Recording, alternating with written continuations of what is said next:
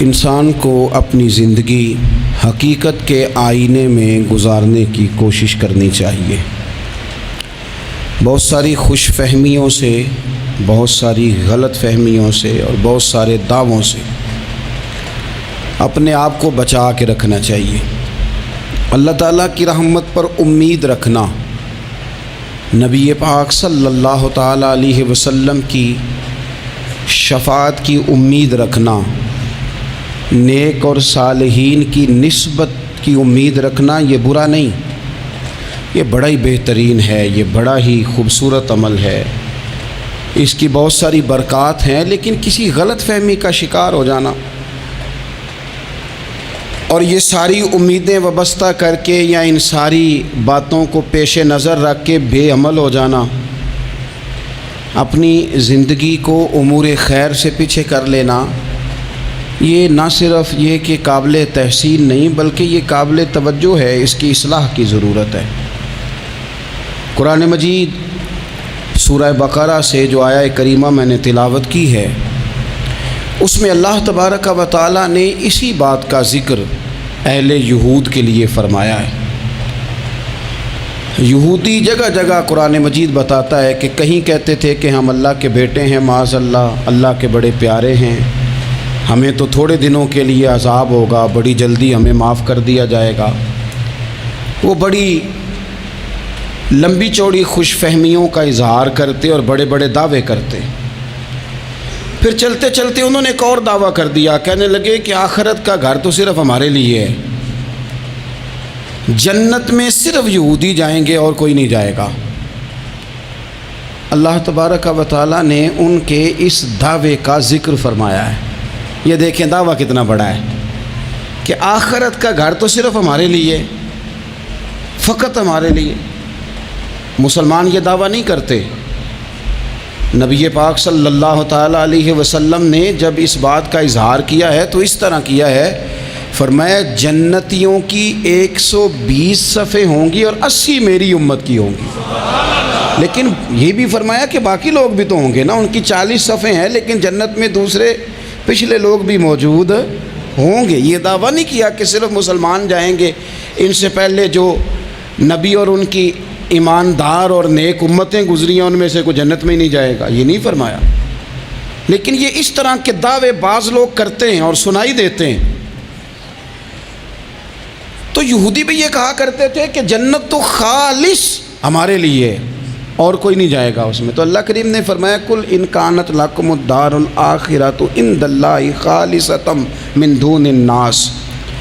اے محبوب علیہ السلام، آپ ان سے فرما دیں اہل یہود سے کہ اگر آخرت کا گھر اللہ کے نزدیک باقی سب لوگوں کو چھوڑ کے خالص تمہارے لیے ہی ہے، سب کو چھوڑ کے صرف تمہارے لیے ہے آخرت کا گھر، تو فتمنوا الموت، تو پھر جنت میں تو مر کے جانا ہے نا، لہذا موت کی تمنا تو کرو۔ پھر کہو نا یا اللہ ہمیں موت دے تاکہ وہ جو تو نے ہمارے لیے اتنی بڑی چیز بنائی ہے ہم اس سے استفادہ کر سکیں۔ پھر تم موت کی تمنا کرو ان کنتم صادقین، اگر تم سچے ہو۔ لیکن رب فرماتا ہے وَلَن يَتَمَنَّوْهُ أَبَدًا بِمَا قَدَّمَتْ أَيْدِيهِمْ، یہ کبھی بھی موت کی تمنا نہیں کریں گے، انہیں پتہ ہے جو انہوں نے کمائی کر کے آگے بھیجی ہے۔ یہ موت کی دعوے کریں گے کہ جنت میں صرف ہم ہی جائیں گے، لیکن کبھی بھی موت کی تمنا، یہ کبھی موت کی تمنا نہیں کریں گے، اس لیے کہ انہیں پتہ ہے کہ ہم نے آخرت کے لیے کیا۔ یہ جو بہت سارے لوگ کہتے ہیں نا میری نسبت اور میری بات اور بلے بلے سارا کچھ میں ہی ہوں، تو ان سے کہو پھر سارا پیسہ کوٹھی پہ ہی لگائے جاتے ہو، پھر تو جنت تمہارا انتظار کر رہی ہے، پھر یہاں اتنے خرچے کرنے کی تمہیں کیا مشکل پڑی ہوئی۔ قرآن مجید کہتا ہے یہ کبھی بھی موت کی تمنا نہیں کریں گے، ان کو پتہ ہے جو اعمال انہوں نے کر کے بھیجے ہیں۔ واللہ علیم بالظالمین، اللہ ظالموں کو جانتا ہے، اللہ کو خبر ہے۔ میرے نبی پاک صلی اللہ تعالیٰ علیہ وسلم نے فرمایا اگر یہودی موت کی تمنا کرتے، جب ان سے کہا گیا تھا نا کہ اگر آخرت کا گھر خالص تمہارے لیے ہے تو موت کی تمنا کرو، اگر اس مقام پر وہ موت کی تمنا کرتے تو اسی وقت سارے مر جاتے، ختم ہو جاتا معاملہ۔ اگر تمنا کر لیتے تو تمنا ہی نہیں کریں گے۔ خوش فہمیوں میں مبتلا ہونا، بڑی بڑی باتیں کرنا، بڑے بڑے دعوے کرنا، بڑے بڑے تذکرے کرنا، بڑی بڑی اعلانیہ گفتگو کرنا اور اپنے ہی خیال میں بڑا کچھ بن جانا، یہ سنجیدہ لوگوں کا طریقہ نہیں۔ میں نے کچھ آستانے اپنی آنکھوں سے دیکھے، وہ کہتے ہیں جناب ہمارے حضرت کی نسبت اور حضرت ساتھ بیٹھے مسکرا رہے ہیں۔ اتنی دیدہ دلیری تو نہیں نہ ہونی چاہیے، آپ اپنے سامنے سارا کچھ اپنے آپ کو کہلوا رہے ہیں۔ شیخ ہلکا ہلکا مسکرا رہے ہیں، ان سے پوچھیں تو کہتے ہیں جی میں تو نہیں انہیں کہتا، تو آپ کہتے نہیں تو منع کیوں نہیں کرتے؟ آپ خوش فہمیوں میں، نعت خواں کھڑا ہوا ہے تو اس نے نسبت کی بات شروع کیا تو اللہ جانے وہ کدھر کا کدھر پہنچ گیا ہے۔ میں کہتا ہوں کون انکار کر رہا ہے نسبت کے فیض کا؟ کون منکر ہے؟ یہی تو باعث نجات ہے ہمارے لیے امیدیں۔ لیکن یہ کہ خوش فہمی میں مبتلا ہو جانا اور اس طرح کے بڑے بڑے دعوے کرنا، اور پھر بہت ساری خوابیں آتی ہیں لوگوں کو اور خوابوں کی بنیادوں پر بڑا کچھ بنتا ہے۔ تو میں کہتا ہوں جناب خواب میں تو میں کہہ دوں آپ سے خواب میں کہ میں رات کا صدر بن گیا ہوں تو آپ کو کوئی اعتراض ہے؟ میں خواب میں بنا ہوں، آپ کو اس میں کیا اختلاف؟ حقیقت کی زندگی میں آئیں۔ حقیقت کی زندگی میں جتنے لوگ نیک ہیں، پرہیزگار ہیں، دعویٰ ہے غلامی کا، دعویٰ ہے نسبت کا، فلانی شے کا، تو پھر بھئی آپ نے اتنا مال کاہے کو جمع کر لیا ہے؟ پھر یہ کاریں، یہ بنگلے، یہ کوٹھیاں، یہ جائیدادیں، یہ جلسوں کی فیسیں، یہ نعتوں کی فیسیں، یہ کس لیے؟ پھر تو آخرت آپ کے لیے سجی ہوئی ہے، سنوری ہوئی ہے، پھر تو آپ اس طرف توجہ کریں۔ حقیقت پسندی کا مزاج جب تک قوموں میں نہیں آتا، قومیں اتنی دیر تک اپنی روحانی، اخلاقی اور کردار کی بلندی نہیں حاصل کر پاتی۔ تو موت کی تمنا، یہاں ایک بات اور سن لیں، شریعت اسلامیہ کے اندر مصیبتوں سے گھبرا کر موت کی تمنا کرنا منع ہے۔ کوئی شخص کسی مشکل میں ہے، بیماری میں ہے، تکلیف میں ہے، دکھ میں ہے، تو موت کی تمنا کرے کہ اس بیماری سے تو مر جاؤں تو اچھا ہے، تو یہ منع ہے اس کے لیے۔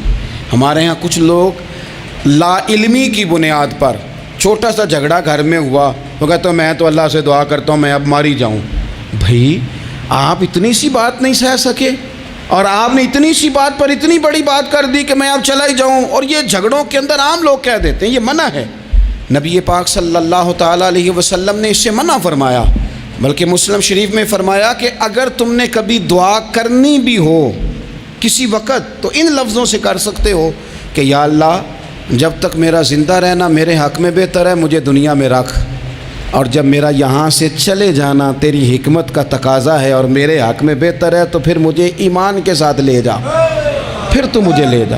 تمنا موت کی کرنا اور مصیبتوں سے گھبرا کر کرنا، اور بھائی مشکلات میں جینا تو حسن ہے۔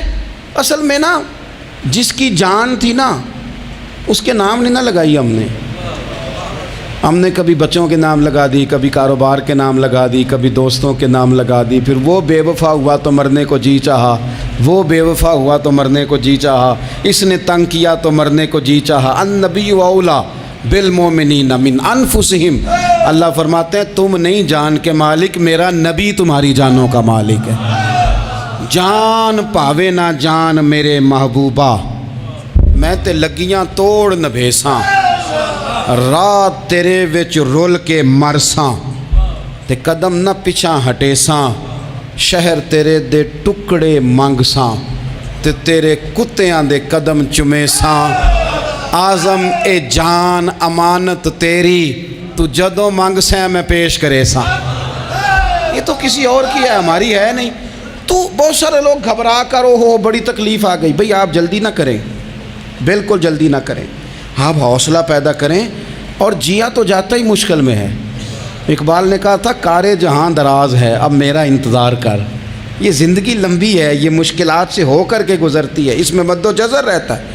تو شریعت اسلامیہ میں منع ہے موت کی تمنا کرنا، موت کی خواہش کرنا، بلکہ نبی پاک صلی اللہ تعالیٰ علیہ وسلم نے تو یہاں تک ارشاد فرمایا کہ تم موت کی تمنا نہ کرو، اس لیے کہ اگر تم برے ہو اور زندہ ہو تو ہو سکتا ہے زندگی میں اللہ تمہیں توبہ کی توفیق دے دے، اور اگر تم اچھے ہو تو پھر بھی موت کی تمنا نہ کرو، اس لیے کہ اچھے ہو تو تمہاری اچھائی میں روز برکت ہی ہو رہی ہے، لوگوں کو فائدہ ہی ہو رہا ہے، خیر ہی بٹ رہی ہے۔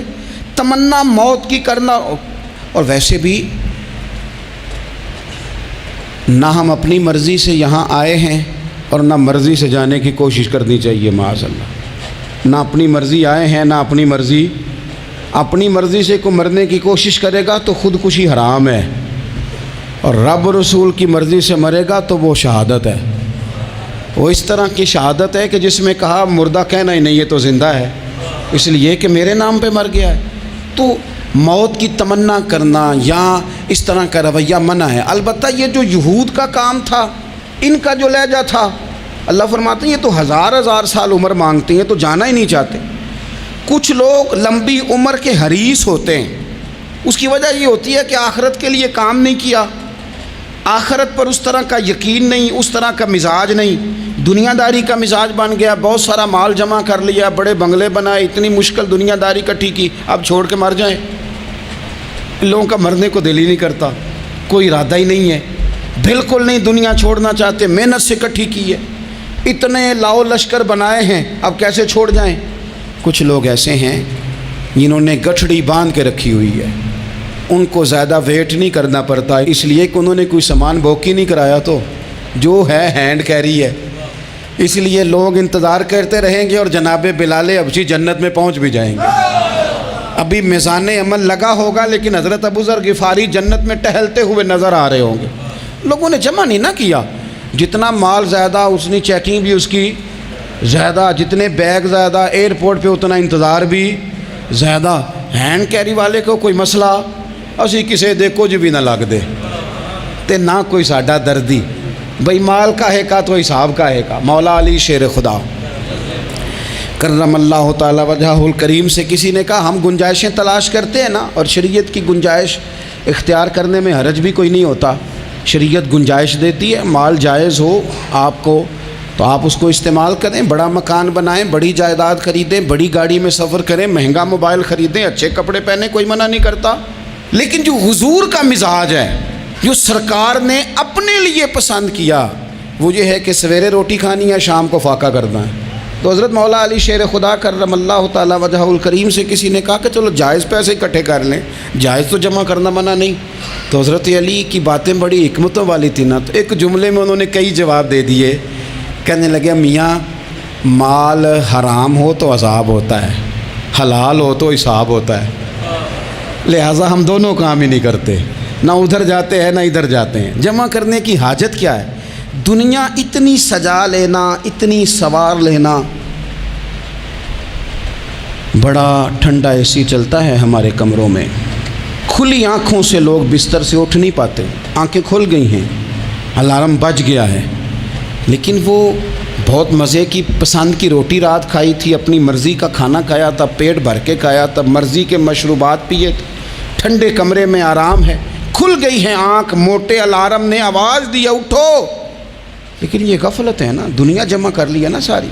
میں آپ کو صحیح بتاتا ہوں، اگر یہ ساری آسانیاں نہ ہوں، دقتیں ہوں، تو کچھ رات کو ہمیں تھوڑا پسینہ بھی آئے تو بار بار آنکھ کھلے، یہ مچھر کبھی نہ سونے دے تو بار بار آنکھ کھلے، یہ تن آرام پسند نہ ہوں تو کچھ اٹھیں، کچھ رات کو گرمیوں کی چھوٹی راتوں میں بھی تہجد پڑھی جا سکے۔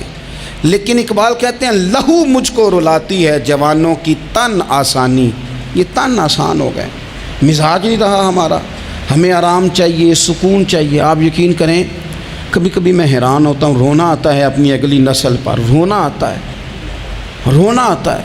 یعنی بچے مدرسے میں پڑھنے والے، چونکہ وہ اے سی والے گھر سے اٹھ کے آتے ہیں، مدرسے میں پڑھنے والے بچے کہتے ہیں جناب وہ کچھ گرمی زیادہ ہے تو میری کچھ طبیعت برداشت نہیں کرتی، تو میری اماں نے کہا تھا 4 چھٹیاں لے لو، یہ موسم ٹھیک ہو جائے گا تو پھر سے تعلیم ہو جائے گی۔ تو غور سے چہرے دیکھتے ہیں تو ہم کہتے ہیں یار اگر کل کو ہمیں جہاد پہ جانا پڑا تو ہم لوگ جائیں گے، ہم میدانوں میں نکلیں گے، ہم وہ لوگ ہیں جو سختیاں برداشت کریں گے، یہ والے لوگ ہیں جو میدان میں جائیں گے جو 1 منٹ کے لیے اتنی دنیا جمع کر لی، مرنے کو جی نہیں چاہ رہا۔ حضرت شاہ فرید الدین عطار رحمۃ اللہ علیہ کہتے ہیں میں بڑا مہنگا کاروبار کرتا تھا، عطر بیچتا تھا، مہنگا کاروبار ہے نا، عرب شریف کے اندر آپ جائیں تو جہاں سونے والی دکان ہوتی ہے اس کے ساتھ خوشبو والی دکان ہوتی ہے، مکہ مکرمہ میں دیکھ لیں، مسجد نبوی میں دیکھ لیں، مہنگا کاروبار ہے یہ، اور اب میرا بزنس تھا، کاروبار تھا۔ تو آپ فرماتے ہیں کہ ایک دن ایک بزرگ آ گئے، انہوں نے ایک شیشی دیکھی، خوشبو سونگی، دوسری، تیسری، چوتھی، اچھے سیل مین آگے بڑھ کے خود کہتے ہیں آپ کو کیا چاہیے.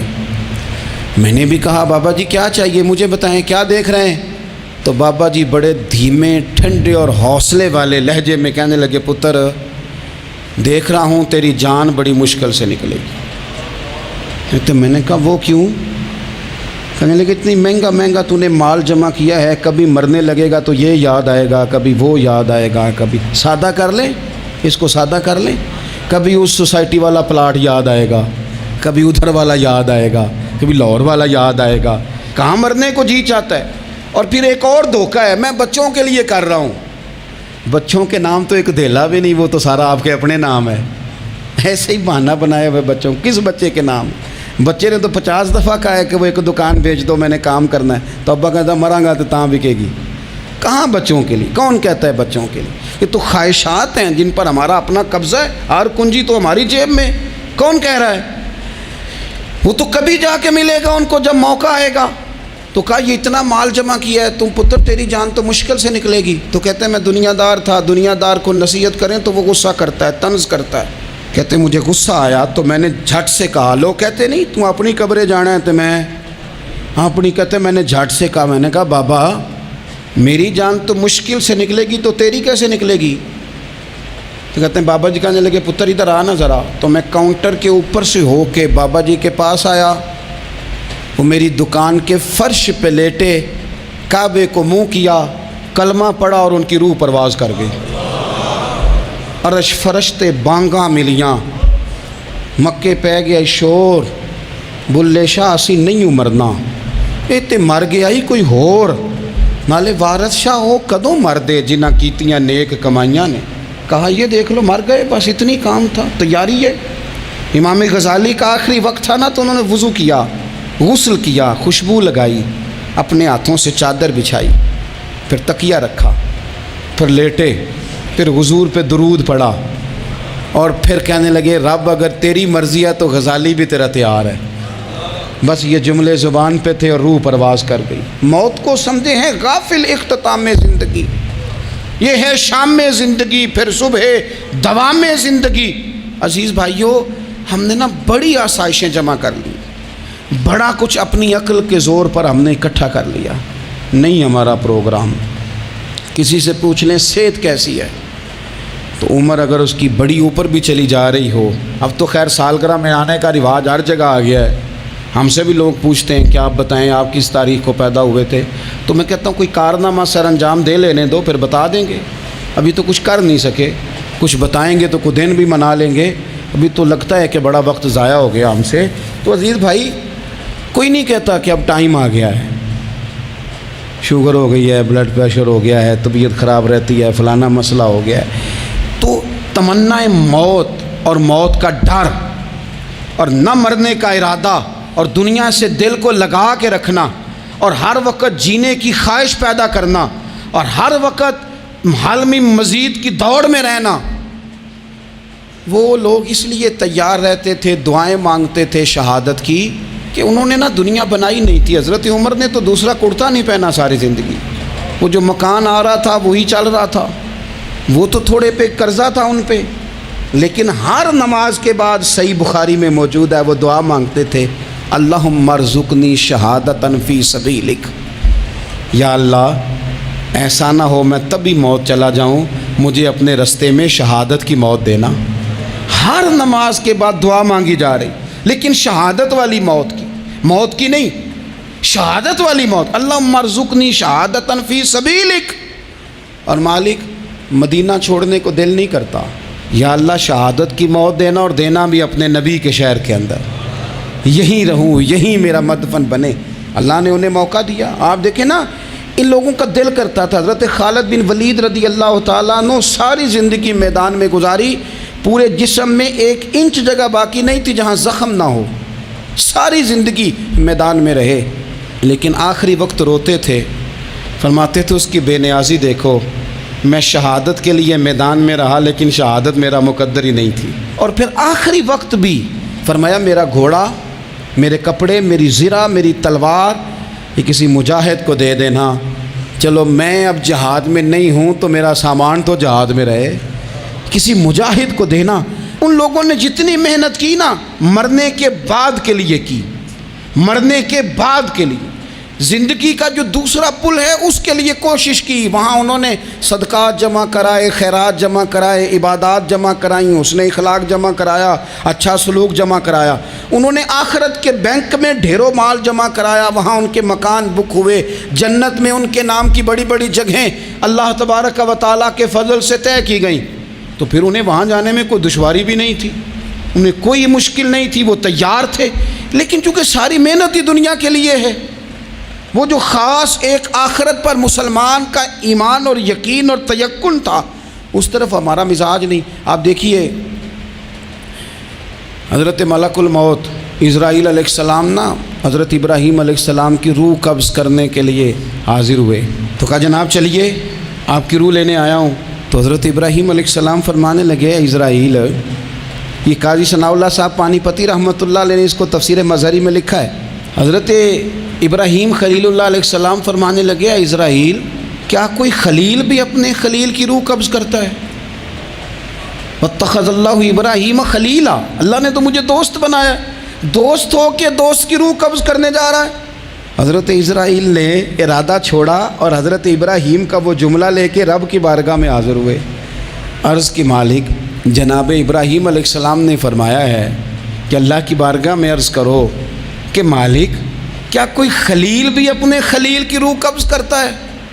تو رب کریم نے فرمایا اب میرا بھی پیغام جا کے جناب ابراہیم کو دے دو، ان سے جا کے کہو رب فرماتا ہے کیا کوئی خلیل بھی اپنے خلیل کی ملاقات کو ناپسند کرتا ہے؟ آپ کو تو ملنے کو بلا رہے ہیں، موت تو ایک پل ہے، یہاں سے گزریں گے تو جا کے محبوب سے ملیں گے، تو کیا کوئی خلیل بھی ناپسند کرتا ہے کہ وہ اپنے خلیل سے ملاقات نہ کرے؟ حضرت سیدنا اسرائیل علیہ السلام پیغام لے کے آئے اور کہا ہے اللہ کے خلیل رب فرماتا ہے کیا خلیل بھی خلیل کی ملاقات کو تو حضرت ابراہیم تو کھول کے روئے، کہنے لگے اب دیر نہ کر، اب ذرا جلدی کر، اب ذرا جلدی لے جا۔ اور میرے نبی پاک صلی اللہ علیہ وسلم نے فرمایا، سیاستہ میں حدیث ہے، فرمایا تم میں سے جو رب سے ملنے کو پسند کرتا ہے نا، جو اللہ سے ملنے کا شوق رکھتا ہے نا، اللہ بھی اس کی ملاقات کو پسند فرماتا ہے۔ تم میں سے جو رب سے ملنے کا شوق رکھتا ہے، اقبال کیا کہتے ہیں؟ کہتے ہیں تیرے عشق کی انتہا چاہتا ہوں، تو میری سادگی دیکھ میں کیا چاہتا ہوں، میرا ذرا سا تو دل ہے مگر شوق اتنا، میں وہی لن ترانی سنا چاہتا ہوں، مالک میرا دل کرتا ہے میں تجھ سے کہوں رب آریلی، میں تجھے دیکھنا چاہتا ہوں، اور تو مجھے کہے لن ترانی، تو نہیں دیکھ سکتا، میرا ذرا سا تو دل ہے مگر شوق اتنا، میں بھی وہی لن ترانی سنا چاہتا ہوں۔ پھر خود ہی کہنے لگے او بھری بزم میں راز کی بات کہہ دی، میں بڑا بے ادب ہوں سزا چاہتا ہوں۔ یہ تو سب کو بتانے والی بات ہی نہیں تھی جو میں نے بتا دی، بھری بزم میں راز کی بات کہہ، بڑا بے ادب ہوں سزا چاہتا ہوں۔ نبی کریم علیہ السلام نے فرمایا تم میں سے جو رب کی ملاقات کا شوق رکھتا ہے نا، اللہ بھی اس کی ملاقات کو پسند فرماتا ہے۔ اور فرمایا تم میں سے جس کا رب سے ملنے کا شوق نہیں نا، اللہ بھی اس کی ملاقات کو پسند نہیں فرماتا۔ یہ سیاستہ میں حدیث ہے، ایک دفعہ غور کر نہ لیں، فلاں سے ملنے کو بھی جی چاہتا ہے، فلاں علاقہ دیکھنے کو بھی جی چاہتا ہے، فلاں کی ملاقات کو بھی جی چاہتا ہے، کبھی اس کو ملنے کو بھی جی چاہتا ہے جس نے بنایا ہے سارا کچھ، کبھی اس کی صحابہ تو تڑپ کے حضور کی بارگاہ میں آئے تھے نا، وَإِذَا سَأَلَكَ عِبَادِي عَنِّي فَإِنِّي قَرِيبٌ، تڑپ کے کہا تھا یا رسول اللہ صلی اللہ علیہ وسلم سالوں بیت گئے، سجدے کرتے، عبادت کرتے، روزہ رکھتے، حج کرتے، زکوٰۃ دیتے، اب دل کرتا ہے کبھی وہ ملے، کبھی اسے دیکھیں، کبھی ہے حقیقت منتظر نظر آنا لباس مجاز میں، لاکھوں سجدے تڑپ رہے ہیں میری جبین نیاز میں، دل کرتا ہے ملنے کو۔ تو جب صحابہ نے آ کے حضور کی بارگاہ میں یہ عرض کی نا یا رسول اللہ رب سے ملنے کو جی چاہتا ہے، تو اللہ نے فرمایا وَإِذَا سَأَلَكَ عِبَادِي عَنِّي فَإِنِّي قَرِيبٌ، اے محبوب جب میرے بندے آپ کے پاس آ کے میرے بارے میں سوال کریں تو ان سے فرما دو میں تو ان کے قریب ہی ہوں، جب بھی دعا مانگیں گے میں ان کی دعاؤں کو قبول فرماؤں گا، میں قریب ہوں ان کے۔ اپنے دل کے اندر شوق ہو، اللہ رسول کی طرف بڑھنے کا شوق ہو، مسلمان موت سے نہیں ڈرتا، لیکن صحیح بخاری اور صحیح مسلم میں حدیث ہے، نبی پاک علیہ الصلوۃ والسلام نے فرمایا آج ایک مسلمان 1000 کافر کو آگے لگا لیتا ہے اور کافر بھاگ جاتا ہے، ایک وقت آئے گا ایک کافر ہوگا اور 1000 مسلمان کو بھگا ڈالے گا۔ یا رسول اللہ کیوں؟ ہمارے پاس اسلحہ نہیں ہوگا، ہمیں لڑنے کا سلیقہ نہیں آئے گا؟ تو نبی پاک علیہ السلام نے فرمایا یہ مسئلہ نہیں، تمہیں وہن ہو جائے گا، وہن۔ یا رسول اللہ یہ وہن کیا ہوتا ہے؟ تو حضور نے فرمایا تمہیں نا زندگی سے پیار ہو جائے گا، تمہیں مرنا برا لگے گا، کراہت آئے گی مرنے سے، تم مرنا نہیں چاہو گے۔ تو جب کسی کو زندگی سے پیار ہو جائے تو پھر وہ بھاگتا ہے، پھر وہ ہر بندے کی ہر بات مانتا ہے چونکہ وہ جینا چاہتا ہے۔ اور کچھ لوگ ایسے ہوتے ہیں، وہ جب بدر میں مسلمان پہنچے نا تو جاسوس بھیجا ابو جہل نے، کہا جاؤ پتہ کر کے آؤ لوگ کتنے ہیں اور ان میں جوان کتنے ہیں، بوڑھے کتنے ہیں اور اسلحہ کتنا ہے۔ جاسوسی اس دور میں بڑی آسان تھی، کوئی مخصوص وردی تو فوجیوں کی ہوتی نہیں تھی۔ تو وہ شخص آ گیا، مسلمانوں کو دیکھ کر واپس گیا تو جا کے اس نے بدر کے دن ابو جہل سے کہا کہ وہ 313 ہیں اور ان میں بچے بھی ہیں، بوڑھے بھی ہیں اور اسلحہ بھی زیادہ نہیں، اور گھوڑے اور اونٹ اور سواریاں بھی تھوڑی ہیں۔ تو ابو جہل بڑا ہنسا اور معاذ اللہ کہنے لگا کیا ان نے ہم سے لڑنا ہے، تھوڑے سے تو لوگ آئیں، اس طرح کرو صبح نا انہیں پشتوں پہ باندھ کے نا گھوڑوں کی تو مکے لے چلتے ہیں، وہاں جا کے دیکھیں گے ان کے ساتھ کیا کرنا ہے۔ تو وہ جاسوس کہنے لگا پوری بات تو سن لے۔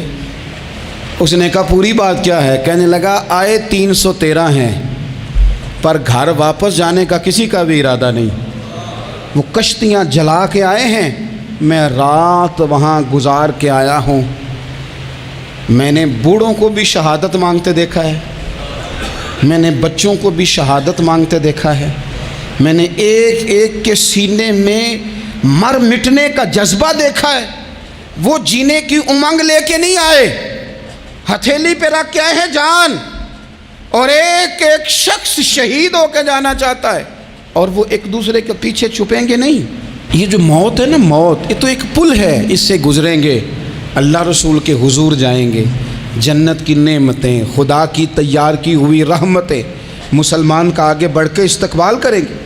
حضرت عمار بن یاسر رضی اللہ تعالیٰ عنہ کو زخم لگ رہا ہے میدان جہاد میں، اور تیز زخم لگ رہا ہے، سخت تکلیف میں۔ تو ایک شخص نے آ کے پوچھا کیا حال ہے؟ تو آپ فرمانے لگے حال کیا ہونا ہے، تھوڑا سا ٹائم رہ گیا ہے۔ تو بندہ پریشان ہو گیا، اس نے کہا کس بات میں؟ فرمانے لگے تھوڑا سا ٹائم رہ گیا، بس میں نبی پاک سے ملنے والا ہوں اور حضور کے صحابہ سے ملنے والا ہوں۔